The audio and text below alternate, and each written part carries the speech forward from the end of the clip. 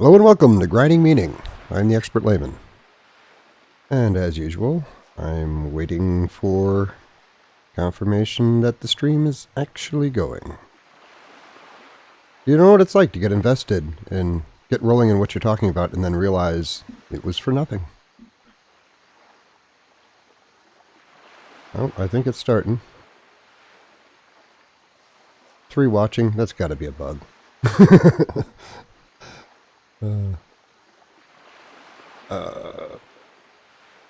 Good enough. Check one more thing. Yeah, that's the shadow of the Zeppelin going to Booty Bay. No, we look good. Grinding Meaning 15, Tragedy and Opportunity. As usual, I'm going to talk a little game stuff at the beginning, and then I'll ease into the topic later.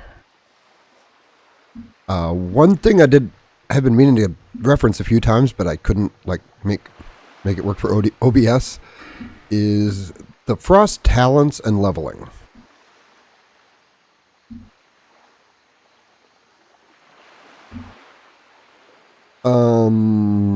That's really not gonna.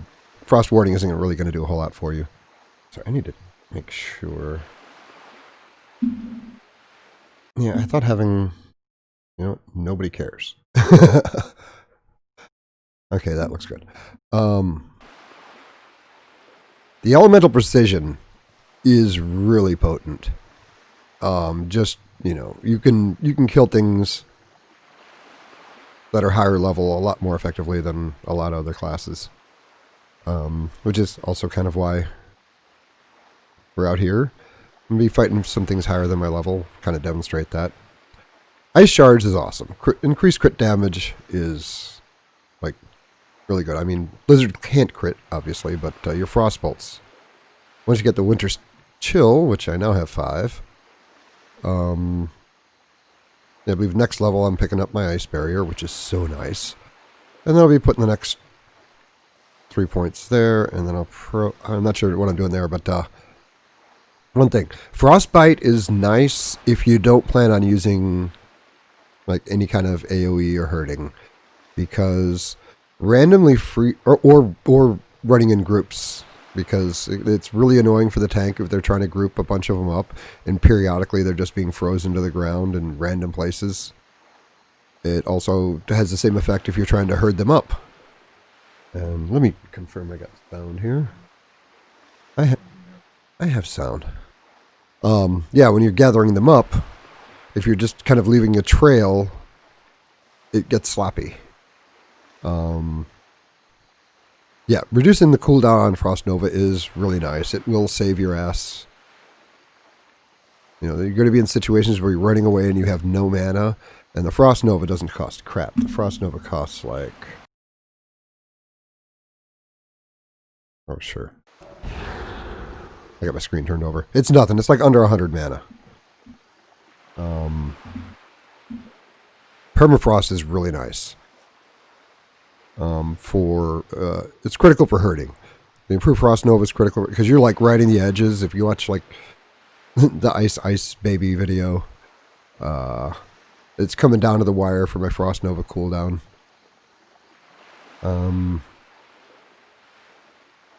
Cold Snap obviously finishes the cooldown on all your frost spells. Only costs 1 talent point. That's a gimme. If you're gonna be hurting, you definitely want this. That's nice for a number of reasons. Critical for hurting. This just, if you plan on being in groups or caring about your mana, this is a really nice ability if you also have Frostbite. So if you have Shatter's really not worth a whole lot unless you have Frostbite, because the only thing you really have that can freeze things to the ground is Frost Nova. But the Blizzard doesn't crit, so that doesn't, so it's really narrow. It's more of a PvP thing. Or if you just like single target kills, I mean, that's pretty good too, and you don't plan on running in groups. There's such a long cooldown, not really long, I think it's 15 seconds or whatever, on Cone of Cold. But that's still long enough to make its damage not as useful. I'm not saying it's bad, it's just not as useful as other stuff. And Winter's Chill, just if you're going to be running like, I don't know, groups and stuff, it helps a lot. And it's great for single target. Like, it actually really works well with the Shatter and Frostbite combo. I haven't gone in anything else yet because, you know, leveling. But I think I will show what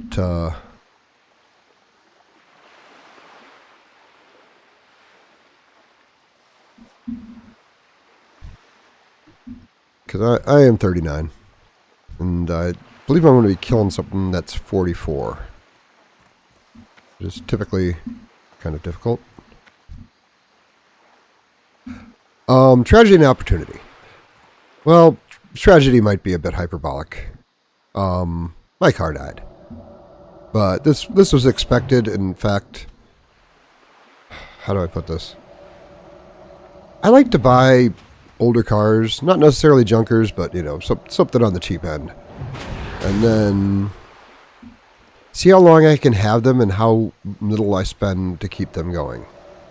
And it's vastly cheaper than like buying new cars. And I don't know, struggling against a difficult vehicle is, I don't know. People would say, why would you put yourself through that? But I don't know. It's kind of certain struggles for certain people, certain personality types are more meaningful. And just, I feel like Han Solo and the Millennium Falcon, like, no, she'll hold together. She'll hold together. Get a little attached, I suppose.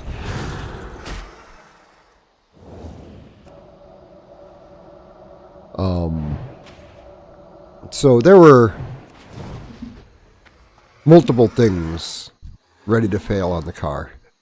And I've been looking at other cars and, you know, I knew this was coming soon and I wanted to be ready. But I had three things about to fail, and I just kind of had to know how the movie was going to end. And I wanted to know, okay, is it going to be is it going to be the brakes? Is it going to be the clutch? Is it going to be that what do you call it? Tie rod? Is it going to be the weird electrical system? Am I going to finally throw that belt that's started squeaking? You know? Okay, I'm exaggerating a little bit here, but ended up being like the three things all went at the same time. Like I was as happy as a person can be along the side of the road with a vehicle that won't go anywhere. 45 minutes before I have to be at work. The bar is pretty low for that. But I don't, change is one of those things that's so good for you, but like you don't want to do it. And I knew I needed a new car, and I just didn't seem to have the gumption to correct it ahead of time. So it really spurred me, and I had a very interesting day. And it just didn't get me down at all. Like, well, already at the beginning, it's just like, oh crap, got to get to work. And we have a certain amount of personal time we can take, and when you run out of it, you just don't have a job anymore. So being near the end of the year, it's a little, the part I keep in reserve that I never touch, I had to dip into, and that's uncomfortable. Yeah, I'm really not taking this very seriously because it's too easy.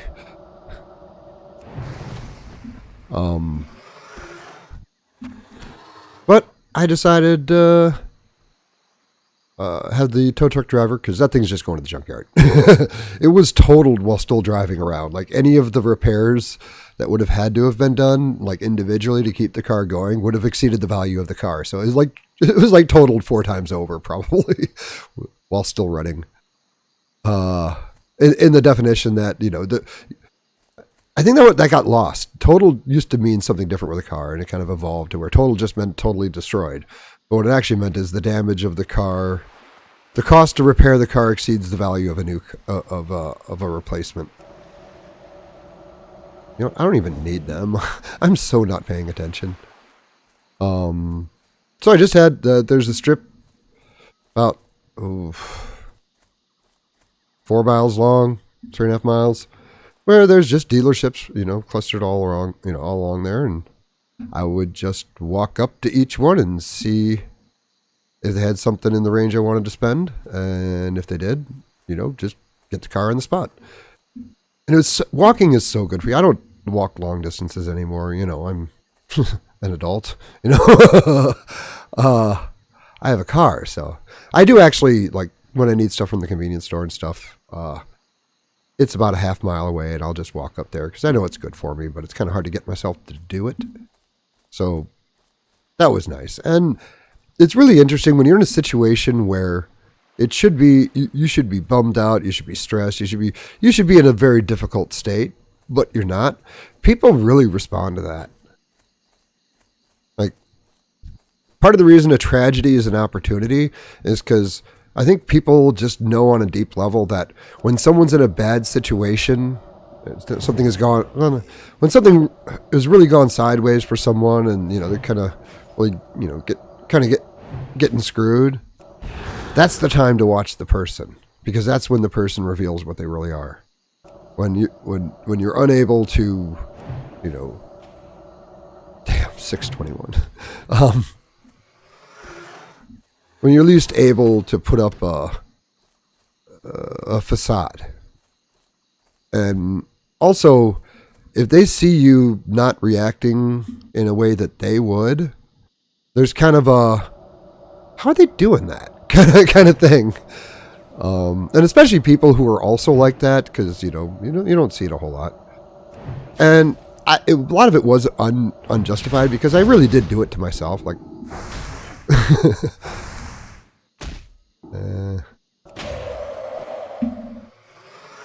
but just not letting it bother me, not letting me get it down, and still remaining positive, and and not because I'm like forcing myself to. This is the weirdest part. This should be stressing me out. Every other time I've been without a vehicle, which hasn't happened very often in the past like 10 years, like usually a window of a few days or maybe a week tops. But historically, like, I've really stressed out on that stuff. I never even made water. Oh my God, I never turned on the bells and whistles.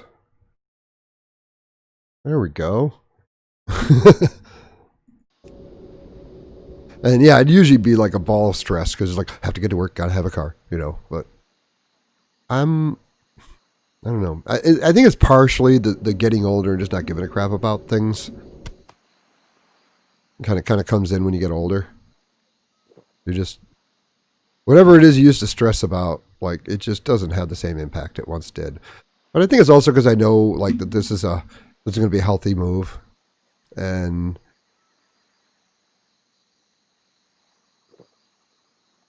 I don't know. It's one of those things where it's like, it'll be good for you. I don't know. Like, sometimes it's like, oh my God, I gotta get up and take a shower. But as soon as you get in the shower, it's freaking awesome. And you knew it would be. But the person you were before you went in is just like, ugh. It's kind of like that. It's like, sometimes you have to kind of paint yourself into a corner to get you where you need to be.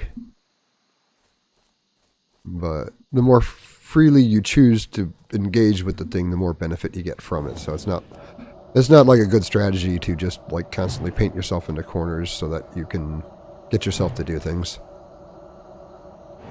But it should get you there eventually, because you can't have the same. Your response to a stimulus can't remain constant with multiple applications. It just can't. I mean, unless you have an internal process amplifying it, it just won't hit you as hard each time. But there is another funny element to this. Still trying to decide whether I'm actually going to talk about it or not, but screw it. Like, I don't know, I guess I'm kind of dancing around the edge of why. Oh yeah, I have a named over here to kill somewhere.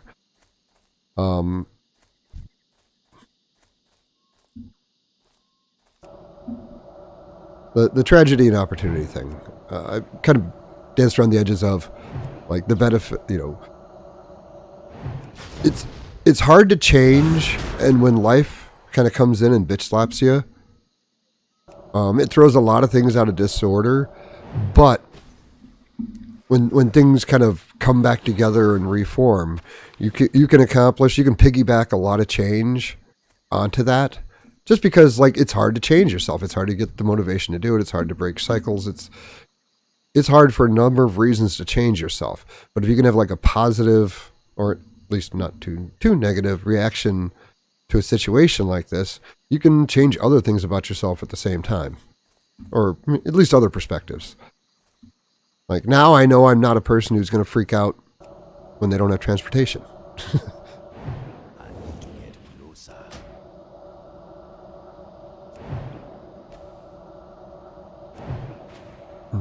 I'm not sure I'm going to tie this in.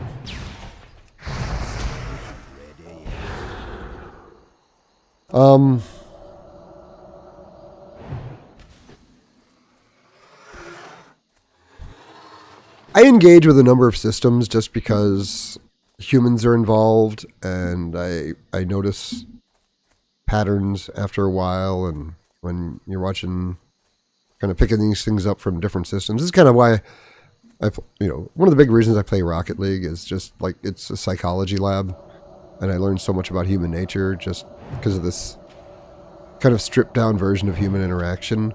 But I do this in other areas too. Like I used to, I used to actually meet people off the dating sites, but for a while now it's just more of like this is my this is my mobile game. I just like I mean I approach it honestly. I'm not trying to scam anybody, and but just let's just say I seem to attract a certain personality type, or be attracted to, that wasn't what. Sometimes you think you want one thing, but you'll act out all the behaviors required to provide something else. You're like, no, I want A, but I keep ending up with B. But for a collection of reasons that you're not able to notice, basically, subconscious motivations, you keep acting out what it takes to end up with A.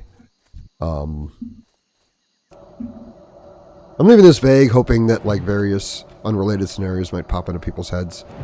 But you've seen people act out, the thing that they want. Like, I don't know. But and I realize, a cynical person would have said, all women are like the women that I dated. But I think I was subconsciously seeking out something that I didn't realize I was doing. And when I realized that and improved, let's say, my screening process, it essentially eliminated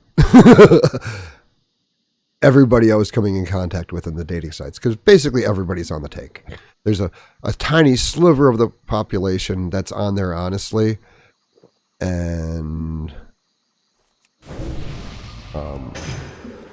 it's both sides. It's like in the hierarchy of bad actors, the guys just wanting to get some action aren't even near the top of the worst actors. That's because like I had some female friends, and they apparently at one time were just looking to hook up with a guy, and they just kept like running into people that didn't end up wanting to meet, and like they're being honest about it, and the guys are still like, because there's a huge contingent of both men and women that just have no intention of meeting anybody from the site, and they're just there to farm attention. And then you have the people in relationships looking for something on the side without without putting that on the dating site. But they have apparently codes for this, to where it's like, oh, I'm like living with my ex. That run if you see that, no matter who's saying it. But I guess the point is, I haven't had like anything near a promising conversation with anybody from the site for a while, and it's more like a mobile game for me. Until the second day I didn't have a car. And obviously it's coincidence. There's no manifestation of subconscious behavior on my part that would cause somebody, an hour away to react to my profile. So I understand that these can't actually be literally connected, but I don't know, I guess you call it experiential reality. Like, even if it's not literally true, it might be healthy to look at it as being rewarded by the universe or whatever your conceptualization is. But the new age, the foo-foo, I don't know, new agey stuff really annoys me, but I have a different appreciation for it now. So if you tell someone who ends up in, dating people that aren't good for them, if you tell them, oh, you have a tragedy in your past and you're surrounded by this negative aura, and this aura attracts people like, whatever the type is that isn't good for you. And, you have to watch out because this aura also blinds you to what their motives are. And, you really have to recognize this. And whenever you think you're really liking someone, you have to like meditate on whether he's like the people you dated before. And it's like, that's good advice. It's not literally true, but it explains all the elements that they need to understand, but in a more, I don't know, palatable format. I don't know, I'm just in a rare state and thought I'm uncomfortable talking about current things, which means, I don't know, since discomfort is kind of my wayfinder for self-improvement, I'm like, well, I guess I should do more of that. I'm not keeping track of whether I need any more of these. I need 5 more. 5 more feathers. Oh my god, I did not have the thing open to see if anybody's thinking in the chat. Just because nobody has, I shouldn't assume nobody will. I wonder if I can herd these. Let me get topped off here. Let's see if I can gather a cluster of these up. Might be a little rough. There's one resist and you got a guy punching you in the face while you're trying to blizzard. That doesn't go so well. That's where that ice barrier comes in really nice. Because you can put your mana shield up, but like, I believe it pulls 2 mana for each. Yeah, 2 mana for each damage. That's kind of costly.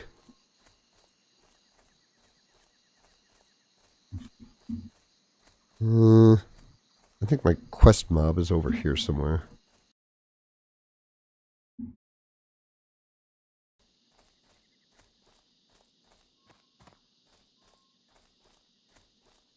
So yeah, should be picking up a car here either tomorrow or the next day.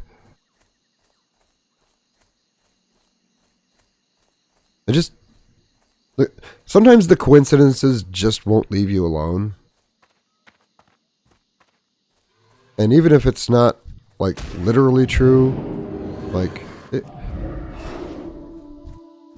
it's not impossible that some butterfly effect type scenario, could do something. I don't think that's a real thing, but sometimes it's not important to understand why, just kind of be grateful. Oh, that wasn't unfortunate. Oh god, did I? Okay.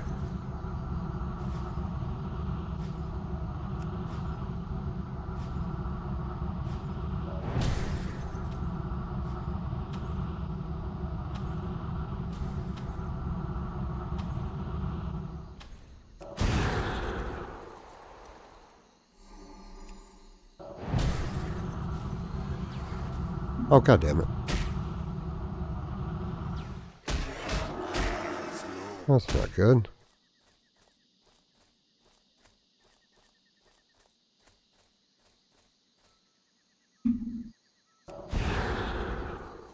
Well, I was about to pat myself on the back for being awesome.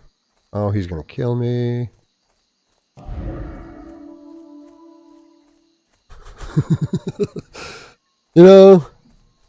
I thought I looked behind me. But when you're trying to herd them together, they reset like crazy. As soon as you start running away, they chase you for a country mile. I don't know how they coded that, but kudos.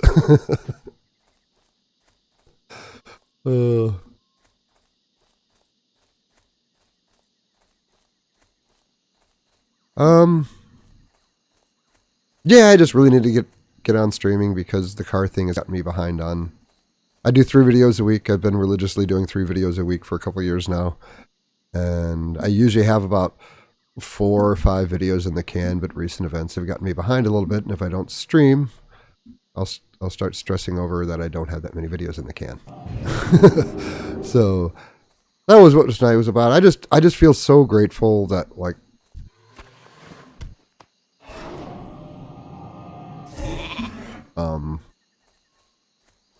I don't know, just people's reactions to my positivity have just been really heartwarming, you know?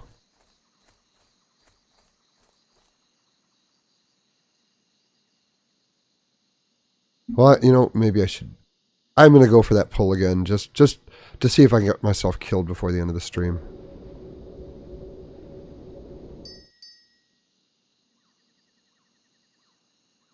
I'm kind of curious if he'll run all the way up here or if he'll reset.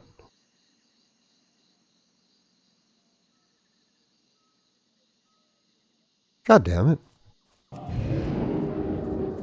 Like I said, they will chase you forever unless you're hurting. Yeah, I would use my evocation right now, but I might need that.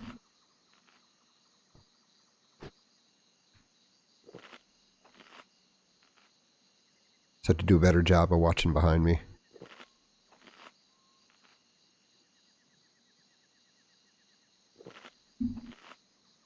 God, my Mage Water sucks. I think I get new Mage Water next level. Yeah, I'm certain of it.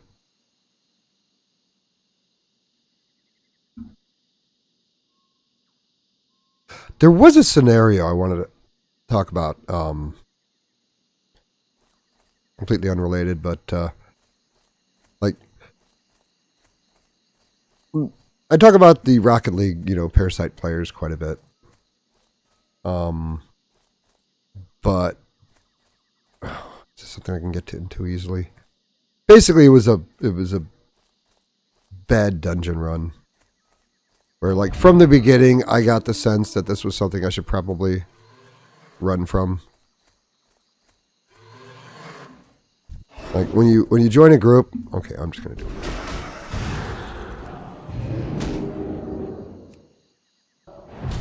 When you join a group, and there's already 2 people in it, and they're both already at the dungeon, that's not a good sign.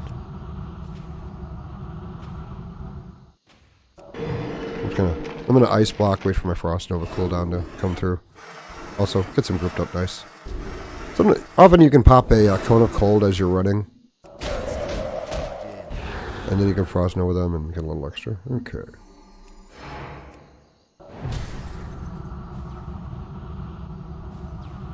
Yeah, I've got about 119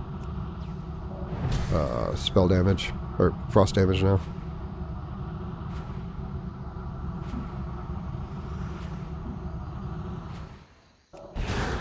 Kill him with the Frost Nova.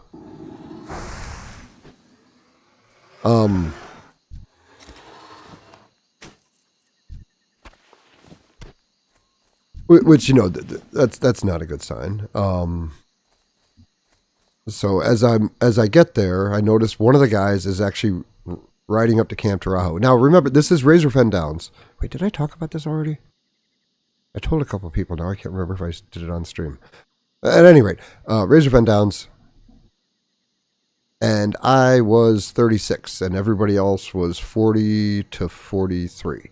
So, as the DPS, I was largely superfluous. Now, the first warning sign was, the first warning sign was them being there. The second warning sign was the guy riding up to Camp Tarajo, or whatever that is, Southern Barrens, waiting there till I arrived, and I started running down, because, you know, I'm not 40 yet, so I can't have him out, and then riding past me. Like, maybe he was going up to get stuff. Could have been.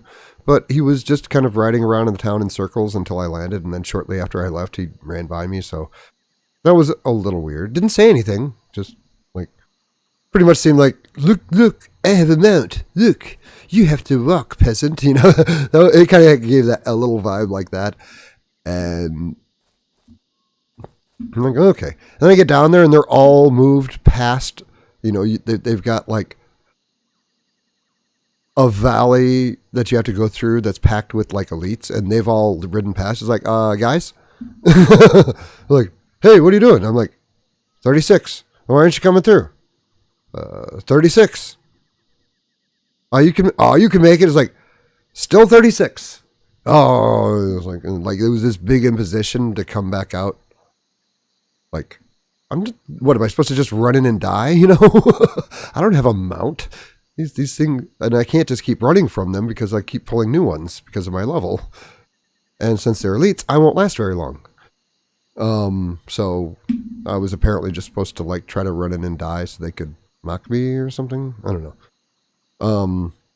We get into the dungeon, and I know that you don't need leader to mark anymore, but it's kind of an old tradition that, you give leader to the tank. It's kind of a show of like, ethics and trust or something. But that might be like an old school thing that isn't really much of a thing anymore. That was, what's that? What am I at, number 4 here? Oh my god. That's no good.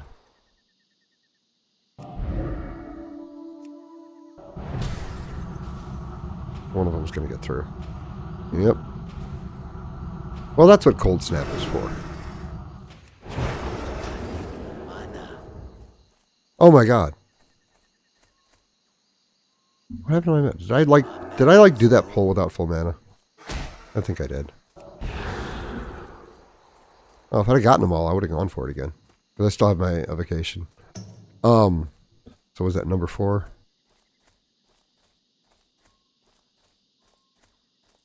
How do they script that? So they will just chase you forever. Unless you're trying to herd them together.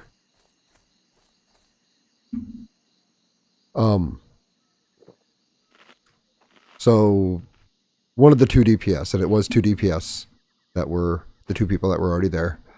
The guy with leader is AFK almost every pull.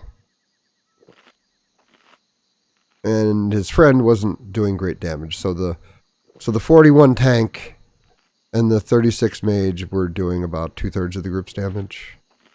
Half. Well, let's be conservative.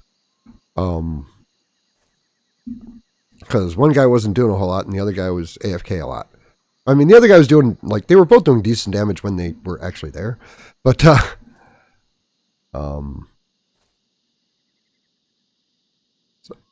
now remember, keep in mind that I was 36. And by the end of that dungeon, I think the final boss is in like the low 40s. Like, I become increasingly useless as it goes on. But the guy keeps going AFK, and then we get to a boss, and the one guy who, the friend of the leader, is like, oh, we should wait for him. It's like, we've done fine without him. He's been AFK most of the time. Why would we wait? We should really wait. I'm like, okay, well, I'm going to go grab coffee. Because I already had brewed a cup, and I just hadn't gone and grabbed it yet. So I literally just had to walk, 3 rooms over, grab my cup, walk back in again. They're already fighting the boss. And I was just like, well, okay then. And I left. Now, if I was the jerk, and there were a lot of other things too, like, but those weren't as clear. Now let's work from the assumption that I was overreacting to things and I wasn't happy about it. By the way, the tank was great. He was doing a really good job, and the healer was doing a good job. And the tank actually asked how he was doing one time. I said, very good. It was just these 2 DPS. They were basically there to troll, I believe. But let's go back to assuming that I'm at fault. And I was overreacting to stuff. And, why you got to be so serious? The guy's trying to, eat dinner with his family and play the game at the same time. Can't you cut a guy some slack? And I'm a jerk because I think if you're going to get into a group, you should probably have a block of time where you're not going to be getting pulled away constantly. Maybe that's me. And I overreacted to the guy being AFK and them pulling without me. And, maybe I'm the jerk. But I'm also the jerk who's superfluous. Like, they don't need me. And the further you get in, the less useful I am. So I would think if you're in a group and things are going okay, but this one, mage is being all bitchy and stuff, and then they get mad because you pulled without them, and then they leave, you're like, we don't need them. He's going to be useless by the end of the run anyway, and you just move on. That is not what happened. Both of them immediately just laid into me with paragraphs of what a garbage, person I was. They felt a little copy-paste. And the other weird thing is they came in before that boss fight could have concluded. By the time I'd hearthed out, the boss was only down to 50%. They were clearly going to get him, but so they were typing this. They pulled themselves away from the boss fight to send me these long messages telling me how garbage I am. And I know why. It's because this was a snare. This is, get people in and act increasingly douchey, and then as soon as somebody gives some pushback to your douchiness, then you act like they're the problem and just start escalating the aggression. And since you have leader, you can kick them out.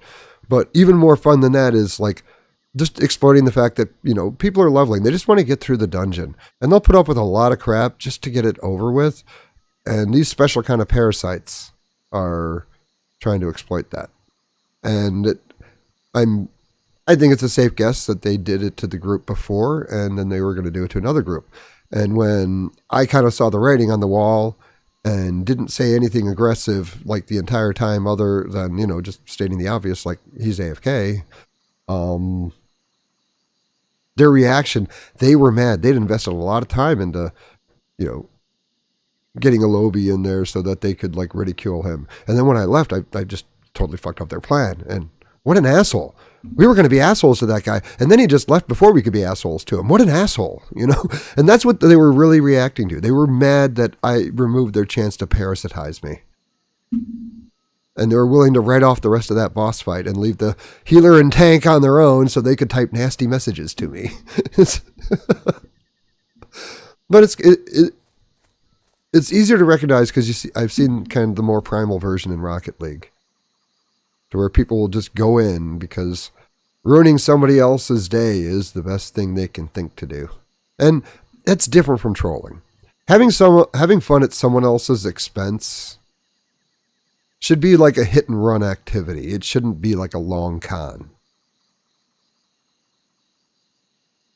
Oh, maybe that's just my opinion. But okay, well, I've filled 38 minutes. Wow.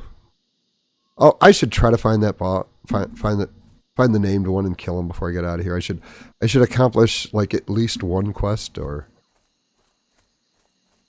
where I think his name is Tethys. Tethys?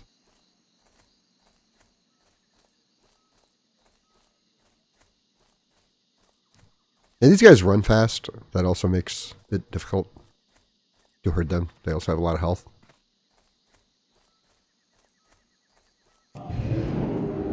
I'm so close to pulling all of these. Where is that bastard? No. I believe he wanders.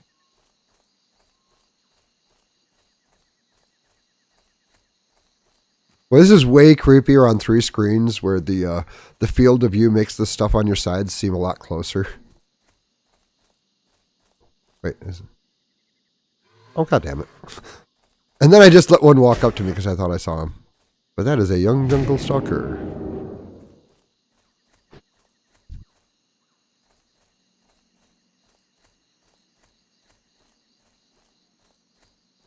Well, running around looking for a guy that ain't here probably isn't that exciting. Let me see if I can do one more big pull. See if I can't get myself killed. I know how this is going to play out too. I'm going to pull a bunch of them. And then as I'm dying to those guys, my quest mob is just going to kind of stroll through the area.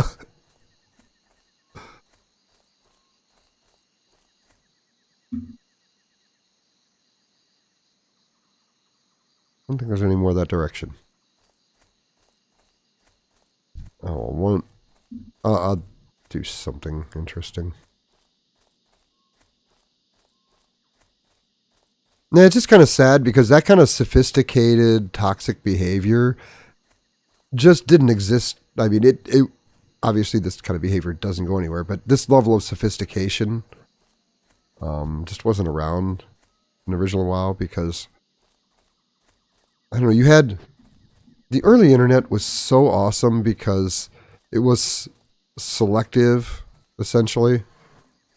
Like, you had to have some, like, minimum set of skills to even...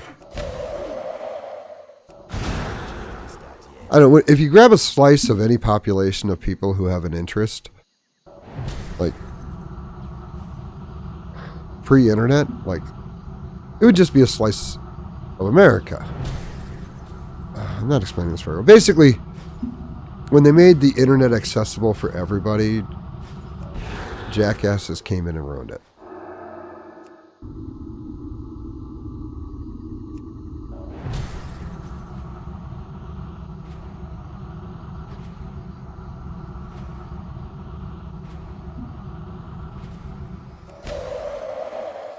That seems like a good note to end on. Still don't see my quest mob, but I am going to get out of here.